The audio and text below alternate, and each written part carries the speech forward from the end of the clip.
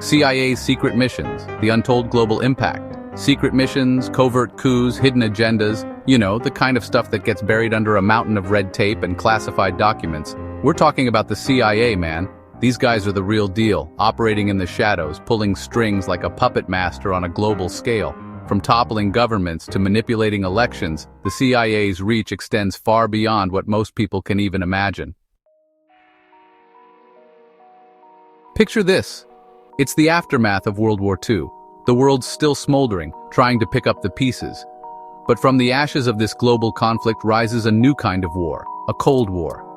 The United States and the Soviet Union, two superpowers with vastly different ideologies, are locked in a battle for global dominance. The US needed a way to combat the spread of communism, something a little more clandestine. Enter the CIA. This wasn't your grandpa's intelligence agency, though. The CIA was authorized to conduct covert operations to fight fire with fire. You know what I mean? They were given a blank check and a license to operate in the shadows, and boy did they ever. They were like ghosts, man, moving undetected through the corridors of power, manipulating events from behind the scenes. They were involved in everything from influencing elections to arming rebel groups. They were the unseen hand guiding the course of history. Think about it. While most Americans were living their lives completely unaware, the CIA was out there waging a secret war against communism. They were recruiting spies, toppling governments, and propping up dictators, all in the name of freedom and democracy, or at least that's what they told themselves. Let's rewind the clock back to 1953. The place? Iran. A country rich in history, culture, and most importantly for this story, oil. A young, charismatic leader named Mohammad Mossadegh is elected prime minister. He was a man of the people, a symbol of hope and change for many Iranians.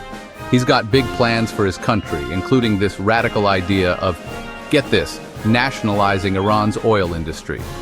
This move was seen as a way to reclaim Iran's resources and ensure that the wealth generated from oil would benefit the Iranian people, rather than foreign corporations. Now, this didn't sit too well with certain Western powers, especially those who had been profiting handsomely from Iran's oil for decades. The British, in particular, were heavily invested in Iran's oil through the Anglo-Iranian Oil Company, which would later become BP. I'm talking about the good old US of A and the United Kingdom. These two nations had a lot at stake and were not about to let their lucrative oil interests slip away.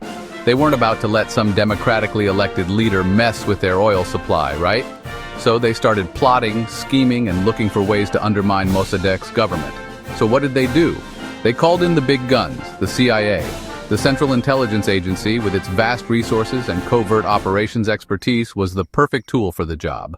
Operation Ajax, they called it. This was a top-secret mission designed to destabilize Mossadegh's government and pave the way for a regime change. The goal? Overthrow Mossadegh and install a pro-Western leader who would keep the oil flowing their way. This new leader would be more compliant with Western interests and ensure that the oil profits continued to benefit the US and UK. This was a meticulously planned operation, orchestrated by the CIA, with the full backing of the US and UK governments. They left no stone unturned, ensuring that every detail was accounted for. They bribed politicians, instigated riots, and used propaganda to turn the Iranian people against their own leader. The streets of Tehran were filled with chaos as orchestrated protests and violent clashes erupted. The coup was a success, at least from the CIA's perspective. Mossadegh was captured, and the pro-Western forces celebrated their victory. Mossadegh was ousted, thrown in jail, and replaced with the Shah, a brutal dictator who ruled with an iron fist for the next 25 years. The Shah's regime was marked by repression, human rights abuses, and widespread corruption. The Shah, he was buddy-buddy with the US, of course. He maintained close ties with American leaders, ensuring that Iran remained a key ally in the region. He kept the oil flowing and even allowed the CIA to set up shop in Iran, where they trained his secret police known as the Savak. This secret police force became infamous for its brutal tactics and widespread surveillance. The coup in Iran, it's a cautionary tale, man. It's a stark reminder of the lengths to which powerful nations will go to protect their interests, often at the expense of democracy and human rights. It's a reminder that even the best-laid plans can go horribly wrong. The long-term consequences of the coup were profound, leading to decades of instability and resentment in the region. Alright, let's talk about Vietnam, man. This was one of the most controversial and brutal conflicts of the 20th century. It wasn't just a war, it was a complex geopolitical struggle that had far-reaching consequences for both the United States and Vietnam. This wasn't just some jungle war, some conflict happening on the other side of the world. It was a war that brought the horrors of combat into American living rooms through nightly news broadcasts. The dense jungles of Vietnam became a deadly battleground where traditional warfare tactics were rendered almost useless. This was the Cold War playing out in real time, with the US trying to stop the spread of communism in Southeast Asia. The fear of a domino effect, where one country after another would fall to communism, drove American foreign policy. Vietnam was seen as a crucial front in this ideological battle. And where was the CIA in all of this? Right in the thick of it, pulling strings, running covert ops, and basically calling the shots from the shadows. They were involved in everything from intelligence gathering to psychological warfare, trying to undermine the communist forces at every turn. One of the CIA's main objectives in Vietnam was to identify and neutralize communist insurgents, known as the Viet Cong. These fighters were elusive, blending into the civilian population and using guerrilla tactics to strike at American and South Vietnamese forces. The Viet Cong, they were masters of guerrilla warfare.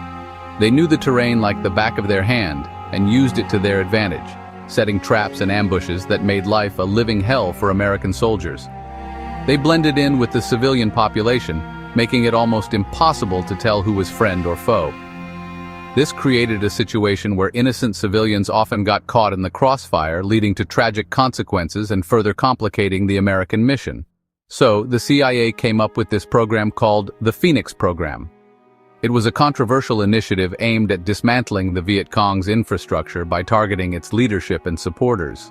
It was designed to root out the Viet Cong and their sympathizers, but it quickly devolved into this brutal campaign of torture, assassination, and extrajudicial killings. The program became infamous for its harsh methods and the human rights abuses that occurred under its banner. We're talking about tens of thousands of Vietnamese civilians caught in the crossfire, man. Families were torn apart, villages were destroyed, and the human cost was staggering. The CIA's involvement in Vietnam went way beyond just fighting communists. They were deeply embedded in the fabric of the conflict, influencing military strategies and political decisions. They were also deeply involved in the drug trade, man. The Golden Triangle, a region where the borders of Thailand, Laos, and Myanmar meet, became a hotspot for opium production.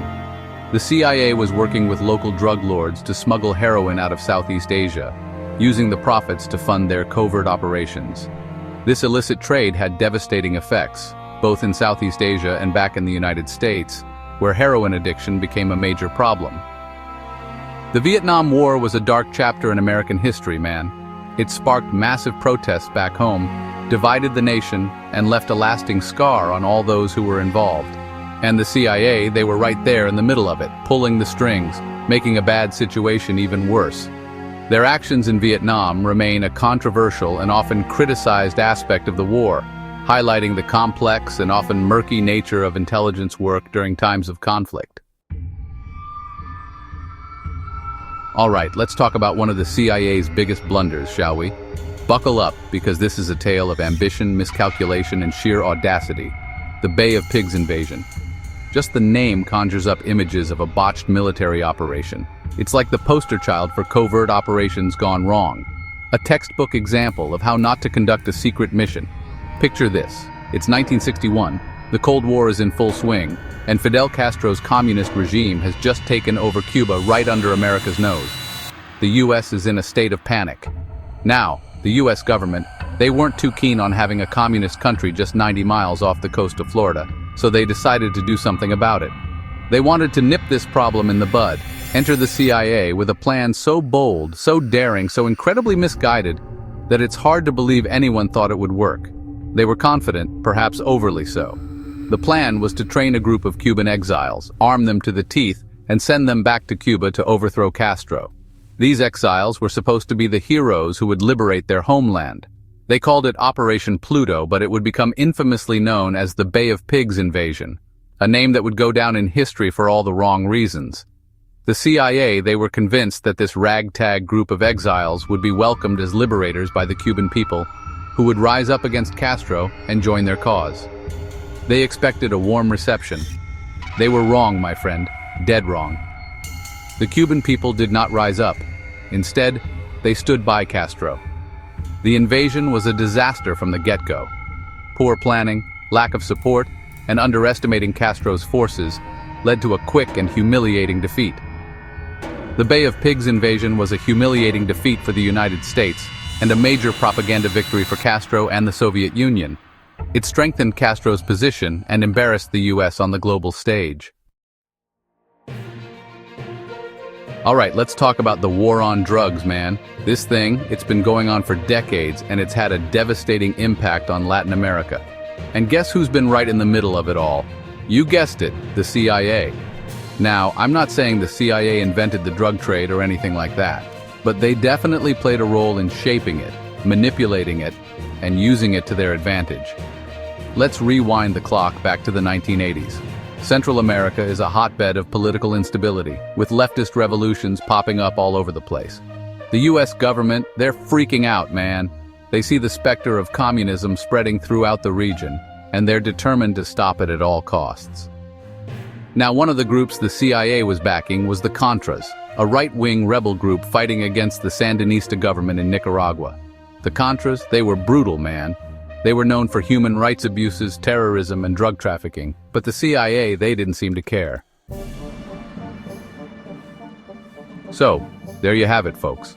A glimpse behind the curtain of the CIA's most controversial operations. From toppling governments to fueling drug wars, the CIA has left its mark on every corner of the globe. But here's the thing. We've only scratched the surface. There are countless other stories, countless other operations that remain hidden from public view, locked away in classified documents and guarded by men in black suits. What else don't we know about? What other secrets are they keeping from us? These are the questions that keep me up at night, man. The CIA, they wield an incredible amount of power, and they operate with very little oversight. And that's a dangerous combination, my friend.